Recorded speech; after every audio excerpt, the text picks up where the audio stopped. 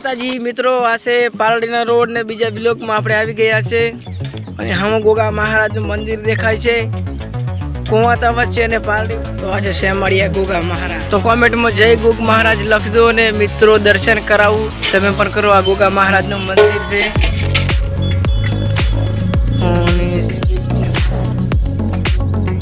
આ પાલડી રસ્તો જાય છે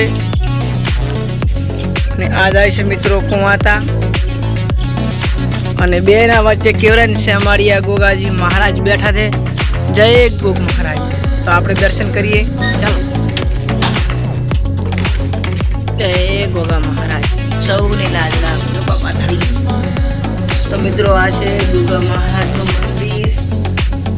અદ્ભુત પરચા પૂરનારા શેમાળિયા ગોગા કહેવાય. મિત્રો આ છે મહારાજનો રાખતો. તો મિત્રો આપણે અગરબત્તી કરીએ પછી બીજો વિડીયો બતાવશું. મિત્રો આપણે અગરબત્તી કરી છે ને હવે બહારનો વિડીયો તમને બતાવું. તો જય ગોગા મહારાજ કોમેન્ટમાં લખવાનું ભૂલતા નહીં. વિડીયો ગમે તો લાઈક શેર સબસ્ક્રાઈબર કરજો. તો જય ગોગા મહારાજ. આપણે બહાર આવીએ. તો આ બહારનો નજારો છે ગોગા મહારાજનું. આ મંદિર હતું.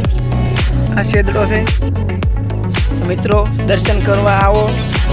તો પાલડીથી 2 કિલોમીટર દૂર છે. કુવાતાથી 2 કિલોમીટર દૂર છે કહેવાય. પછો વચ્ચે. તો જય ગોગા મહારાજ લખવાનું ભૂલતા નહીં. જય હો શેમાળિયા ગોગા. ચંપલ કાઢીને મિત્રો જઈએ. જય હો લેબોચમાં.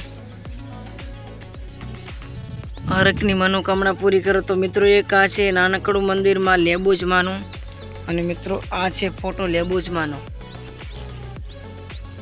તો 4 ઈંટોનું કહેવાય ને, 4 ઈંટોનું મંદિર હોય પણ અદ્ભુત મંદિર હોય. તો જય માતાજી. મિત્રો આ છે લેબડો. લેબડાની નીચે બેઠા છે માં.